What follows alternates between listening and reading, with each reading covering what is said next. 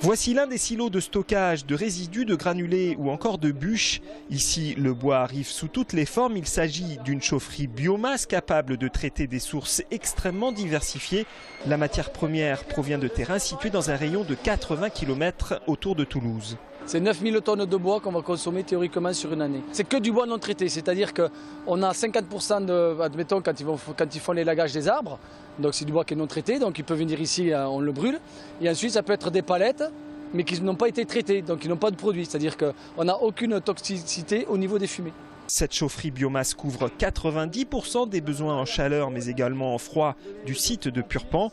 La centrale dispose également d'installations fioul et gaz pour parer à toute éventualité de pénurie ou de flambée des coûts. Grâce à la biomasse et au gaz, le CHU compte réduire la facture énergétique. Nous avons donc la garantie d'être 15% en dessous de ce que nous aurions dépensé si nous étions restés sur des énergies fossiles. Les énergies, carburant, fioul, électricité, sont un poste qui représente plusieurs millions d'euros par an. Et donc l'intérêt de le maîtriser dans les années à venir avec une garantie, comme on vient de le rappeler, d'optimisation, de choix de la bonne énergie au bon moment, sont des éléments très importants d'un point de vue économique pour un centre hospitalier. Des études sont en cours pour équiper le site de Rangueil du même type d'installation.